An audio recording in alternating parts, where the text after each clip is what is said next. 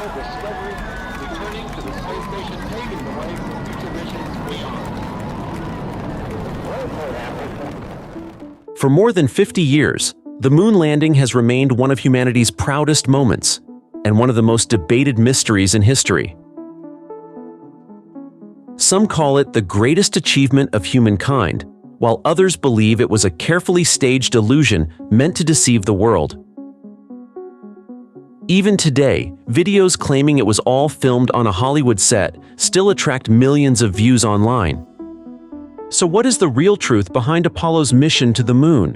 What was humanity's greatest achievement in the 20th century? Maybe ever. Go to the moon, because that was incredible. In fact, a lot of people ask me, was it real? And I'm like, yeah, it was real.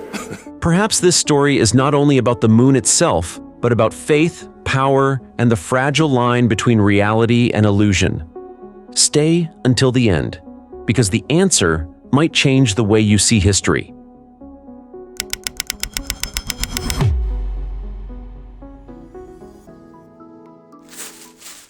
Inside a quiet studio, surrounded by bright lights and silent cameras, Elon Musk once faced a question that still divides the world. When asked if he truly believed the moon landing was real, he smiled. "Of course we did," he said calmly. "If we could fake that, we'd already be gods." Then he added a sentence that froze the room. "People don't realize the mistake of the moon landing." For Musk, the mistake was never about the landing itself, but about what came after. By proving that humanity could leave Earth, we also opened the door to endless doubt. He once said, "We built a nuclear rocket before we built color television." It sounds like an exaggeration, but it isn't. Sending a massive machine beyond the edge of human life was beyond imagination, and that very achievement became the spark for decades of controversy. Elon Musk wanted to remind us of a time when humanity accomplished the impossible, using nothing more than math, courage, and determination, long before supercomputers existed.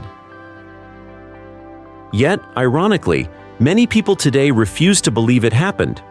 Surveys show that nearly 1 in 5 young Americans now think the moon landing was faked, and that number continues to rise each year. To Musk, this doubt is more dangerous than ignorance itself. It shows that people have stopped believing in their own potential. The same curiosity that once pushed us toward the stars has turned into suspicion. He calls Apollo a miracle of math and will, a rare moment when science, politics, and courage aligned perfectly. Behind his words is deep admiration for a generation that risked everything just to look back at Earth from another world. But Musk also knows how fragile that belief has become. In an age of misinformation and deep fakes, even truth can be negotiated. For him, defending Apollo is not about defending history. It's about defending the idea that humans can still achieve the impossible. Because if we stop believing in Apollo, we might also stop believing in Mars and in progress itself. The moon landing once proved that faith and engineering together could overcome fear. If that faith fades, the drive to explore fades with it. But how did humanity's greatest victory turn into one of its deepest doubts? To find the answer, we must go back to the moment when trust in truth began to fall apart. And that story doesn't begin on the moon. It begins right here on Earth. The doubt did not appear right after Apollo 11 landed. It began years later, when trust in institutions started to collapse. In 1976, a man named Bill Kaysing self-published a small book called We Never Went to the Moon, America's $30 billion swindle. Kaysing wasn't a scientist or an engineer. He had once worked as a technical writer for Rocketdyne, the company that built the engines for the Saturn V rocket. But he had no background in physics or spaceflight. Still, His book struck a nerve. Believe that NASA and the government faked the moon landing. He claimed NASA faked the moon landings to beat the Soviet Union and to cover up billions of dollars in wasted funds. He even wrote that the chance of a successful landing was 1 in 10,000. At a time when Americans were already losing faith in their government after the Vietnam War and the Watergate scandal, people were ready to believe almost anything. The idea that the most celebrated moment in American history might have been a lie felt both terrifying and thrilling. Soon, television shows and late-night radio programs began inviting Kaysing to speak. His theory spread quickly through newspapers and UFO magazines. It no longer mattered that NASA had evidence or that scientists around the world had verified the missions. The seed of doubt had been planted. Then came Hollywood. In 1978, the film Capricorn 1 told the story of a fake Mars mission staged in a secret studio. The movie was meant as fiction, but it blurred the line between entertainment and reality. Viewers left theaters wondering, if this looks so real, what if the moon landing was done the same way? In an era filled with political lies and government cover-ups, the public's imagination did the rest. By the 1980s, the phrase moon landing hoax had entered pop culture. Talk shows debated it, tabloids printed it, and conspiracy theorists treated it as gospel. It became a story too strange to dismiss and too emotional to ignore. As one historian said, when people stop trusting power, they start rewriting truth. The Apollo missions, once symbols of human unity, became symbols of deception in the minds of many. The problem was never the lack of evidence, it was the loss of faith. And that loss would only grow stronger in the digital age, when anyone with a camera and an opinion could spread new proof across the world in seconds. But if these myths survived for decades, what exactly kept them alive? And why did science fail to silence them? The next part of this story will dive into the myths that refuse to die. You've probably seen those videos claiming the moon landing was fake. They show blurry photos, strange shadows, and a flag that looks like it's waving even though the moon has no wind. At first glance, some of it does look odd. And that's exactly why these theories survived for decades. Let's break down the myths that refuse to die, and the science that quietly destroys them.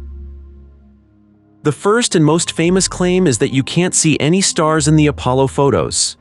Conspiracy theorists say NASA forgot to paint the background with stars, but the truth is much simpler. Those photos were taken in daylight on the moon, where the sun shines brighter than it ever does on Earth. The astronauts used fast shutter speeds and small apertures to capture the bright landscape around them. With those settings, faint starlight wouldn't appear. Just like you don't see stars when taking a photo outside on a sunny day. Next comes the waving flag. Critics love to point at that iconic image of Buzz Aldrin saluting the American flag, saying it proves there was wind. But look closer. The flag wasn't moving because of air, it was moving because of motion. When the astronauts pushed it into the ground, the fabric rippled and stayed bent because there's no air resistance to stop it. NASA even added a horizontal rod at the top to make it look like it was flying proudly. A design choice, not a mistake. Then there's the argument about shadows. People say the shadows fall in different directions, so there must have been multiple lights, like a movie set. But if you've ever taken a picture on a rocky hill or uneven ground, you know perspective can distort lines. On the moon, where the surface is rough and full of craters, shadows naturally bend and stretch in ways our eyes aren't used to. Add a low sun angle and wide camera lens, and you get weird shadows that are completely natural. Another myth says the lunar module should have left a giant crater when it landed.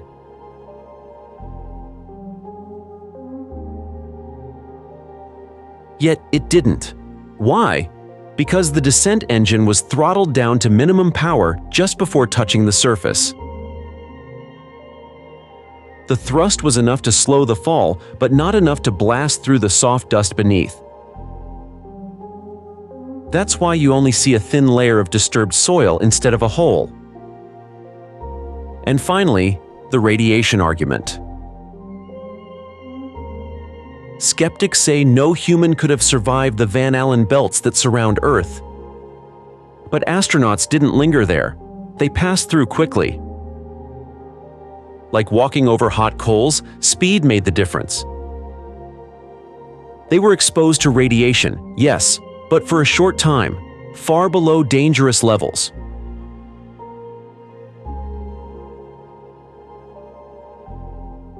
In other words, the science checks out.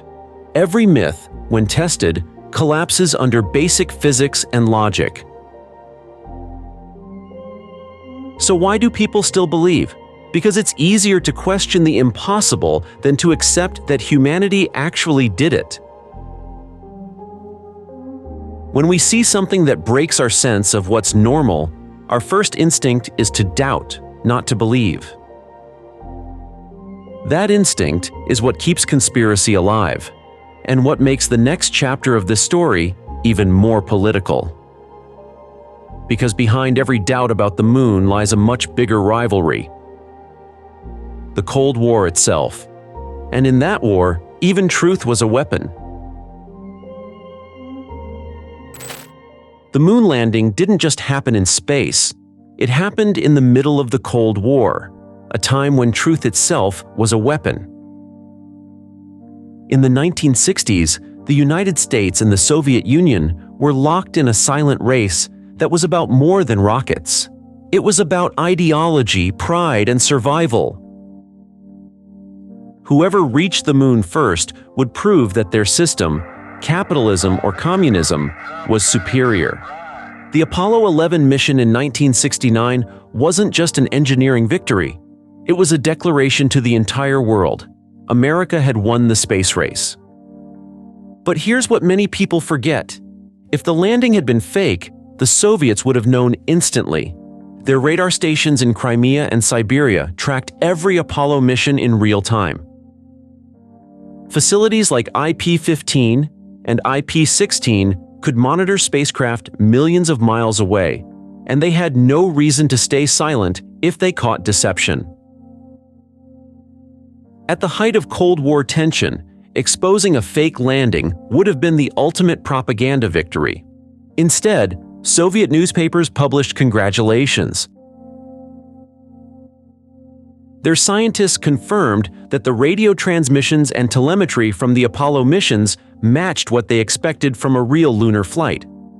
By the early 1970s, the Great Soviet Encyclopedia officially described the moon landing as a factual achievement of the space age. That silence from America's greatest rival is one of the strongest pieces of evidence that Apollo 11 was real. As Elon Musk once said, "You can't fool the Soviet Union in 1969. If it were fake, the Soviets would have shouted it from every radio tower." They didn't, because they saw it happen. Some conspiracy believers like Bart Sibrel later claimed that the Soviet Union didn't have deep space tracking until 1972, but that was false. Declassified records show that by 1962, the Soviets already had full tracking capability, with a network reaching more than 60 million miles into space. They didn't just monitor American spacecraft. They also recorded signals from the moon's surface. And after Apollo's success, their own lunar program quietly faded. The US had achieved what the USSR could not, and Moscow knew it. In a way, that defeat helped end one of history's most dangerous rivalries. But it also left behind a strange silence, one that later allowed conspiracy theories to grow unchecked. Without a public Soviet challenge, some people assumed the event was never proven at all. They mistook political quiet for cosmic doubt.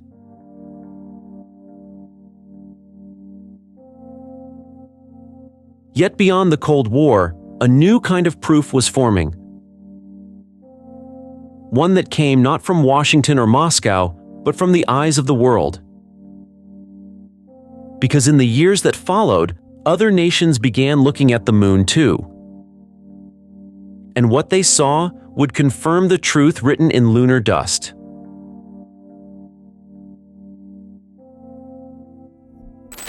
After the Cold War ended, the truth about the moon landing didn't just rest in old NASA archives. It began to appear again, this time through the eyes of other nations. Each new generation of space missions became a silent witness, proving what had once been questioned. The first independent confirmation came from Japan. In 2008, their lunar probe, Selene, also known as Kaguya, orbited the moon with high-resolution cameras. It captured detailed terrain around Hadley Reel, the same place where Apollo 15 astronauts had explored decades earlier. When scientists compared the images, every ridge, crater, and shadow aligned perfectly with photos taken by the Apollo crew. Even the light-colored patch of disturbed soil, left by the engine blast of the lunar module, was still visible. It was like opening an old photograph and realizing the scene had never changed. Soon after, India's Chandrayaan-1 joined the story. Its terrain mapping camera didn't have the resolution to see hardware, but it did capture something unmistakable: the bright halo of disturbed dust around the Apollo 15 site. That glow, only a few meters wide, was proof of human activity on untouched ground. Then, China entered the scene with its Chang'e 2 spacecraft in 2010. Its cameras could see details as small as 1 meter across, enough to trace marks left by lunar rovers and landers. Although China didn't publicly release all its images, researchers confirmed that the shapes matched known Apollo landing sites. For the first time, a nation once skeptical of US dominance had quietly confirmed what America achieved half a century earlier. In 2021, India did it again. The Chandrayaan-2 orbiter captured a crystal-clear image of the Apollo 11 lunar module, still sitting in the Sea of Tranquility. It was one of the most emotional confirmations in modern astronomy, a 52-year-old echo of the moment humanity first left Earth. And then, in 2023, South Korea's first lunar mission, Danuri, photographed both the Apollo 11 and Apollo 17 sites in stunning detail. With its own independent satellite and instruments, South Korea joined the growing list of nations proving the same truth. The Apollo missions were real, and their traces remain untouched. What makes this even more remarkable is that none of these missions depended on NASA's data or technology. Every probe used its own systems, launch vehicles, and deep space networks. That means the evidence didn't come from a single source. It came from across the world. Even before these modern missions, ordinary people had already joined the effort. In 1972, a group of students from Kettering Grammar School in England used homemade radio antennas to track Apollo 17 on its way to the moon. They calculated its orbit and confirmed its signals, all without any help from the US government. It proved that anyone with enough curiosity could witness history unfold in the stars. So by now, the evidence doesn't belong to NASA or America anymore. It belongs to the entire planet. But if the proof is so clear, why do some people still deny it? Maybe because they don't need more evidence. They need to see it with their own eyes.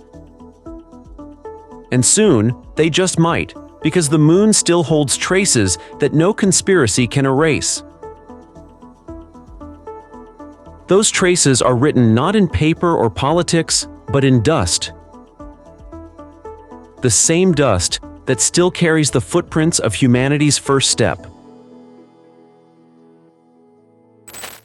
For decades, people argued about whether humans really walked on the moon. But in 2009, NASA's Lunar Reconnaissance Orbiter ended the debate with proof written in dust.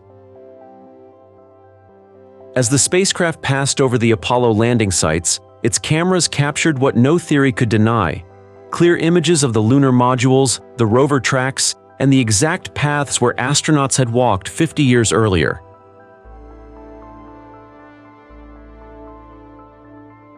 Every detail matched. You could see the equipment, the experiment boxes, and even the faint footprints stretching across the gray surface.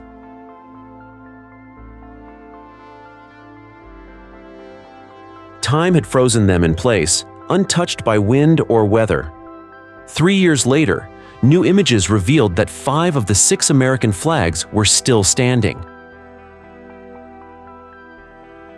Only Apollo 11's had fallen, knocked over by the blast of its ascent engine. The others remained upright, casting small shadows, silent proof that history still stood on the moon. Yet photos were only part of the story. The Apollo missions brought back 382 kilograms of moon rocks, later studied by scientists in more than 100 laboratories around the world. These samples contained rare isotopes and minerals that do not exist on Earth. When compared with lunar meteorites discovered later, their compositions matched perfectly. Each test, from texture to chemical structure, confirmed the same thing: these rocks were not from our planet. They were pieces of another world. Even decades later, scientists continue to study them to understand how the moon and Earth were formed. And it wasn't only NASA that confirmed the evidence. Space agencies from Europe, India, and Japan also photographed the same Apollo sites with their own spacecraft, each capturing the same shadows, craters, and trails.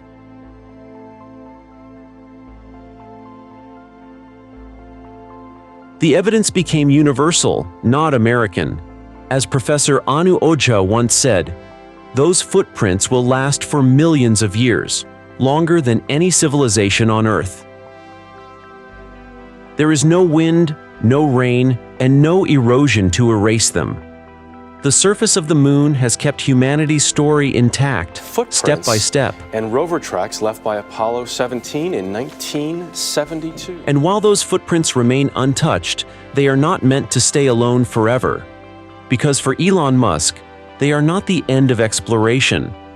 They are the beginning of the journey back.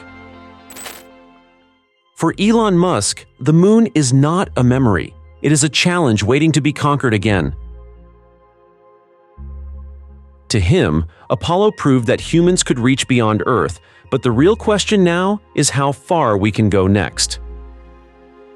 Through SpaceX, Musk wants to turn that question into reality. At the center of his plan is Starship, the most powerful rocket ever built. It stands taller than the Statue of Liberty and is designed to carry up to 100 people into space. Unlike Apollo's one-time use modules, Starship can be reused, land again, and launch repeatedly, cutting the cost of space travel by more than 90%.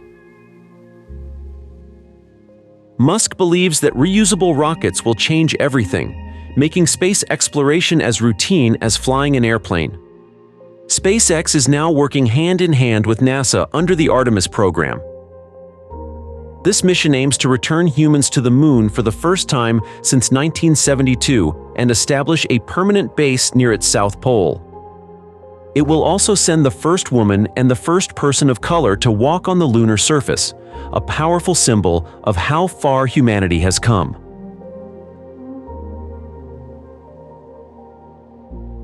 For Musk, the moon is only the beginning. He has said many times that the moon is a rehearsal for Mars. In his view, every lunar mission is practice for humanity's next leap, building a city on another world. He believes survival depends on becoming a multiplanetary species, and the moon offers the perfect place to test life beyond Earth. What Apollo achieved with national pride, Musk hopes to achieve with global purpose.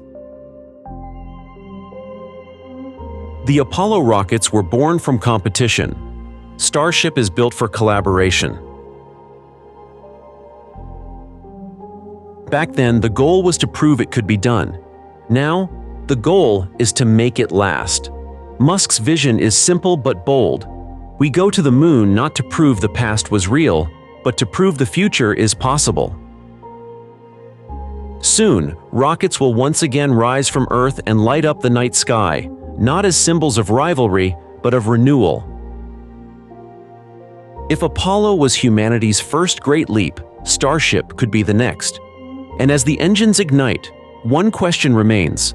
Will this be the moment when humanity finally learns not just to visit the stars, but to live among them?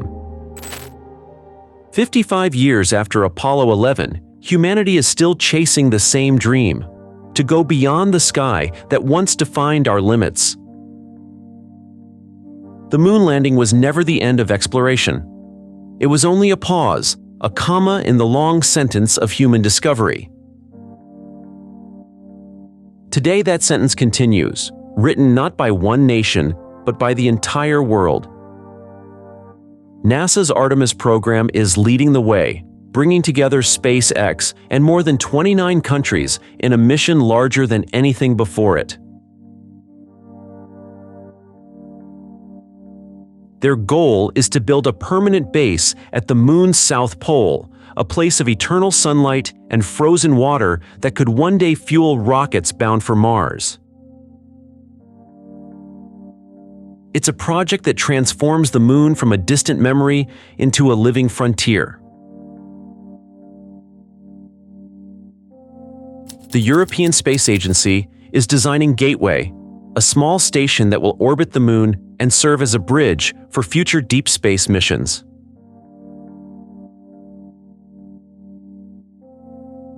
Japan's JAXA and Canada's CSA are building robotic systems and life support modules to keep astronauts alive far from Earth.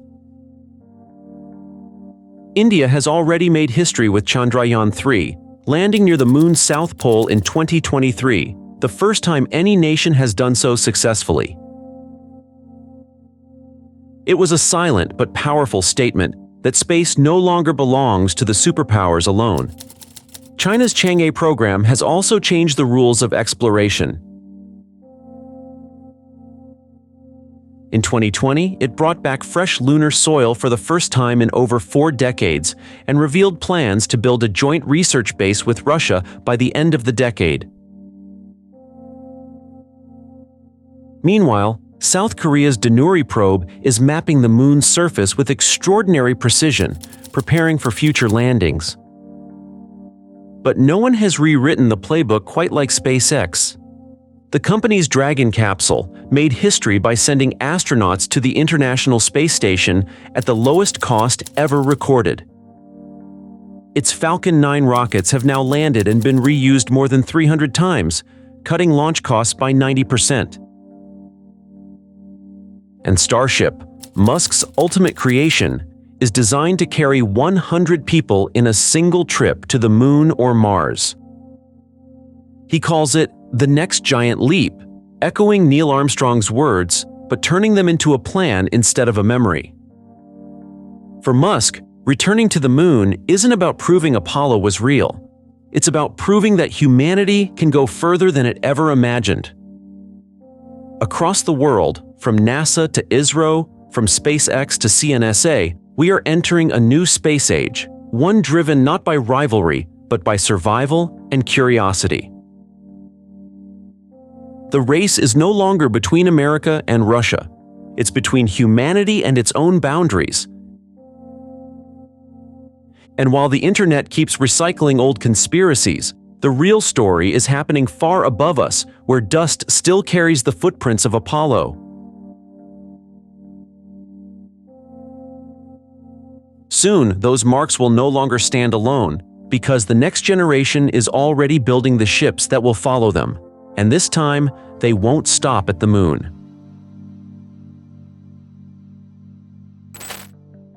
The moon landing began as humanity's greatest triumph, a moment that proved imagination could overcome gravity itself. But decades later, it has become a mirror reflecting our doubts more than our dreams. If we can no longer believe in what we once achieved, how can we believe in what comes next? Maybe the real question isn't whether we went to the moon, but whether we still have the courage to go further.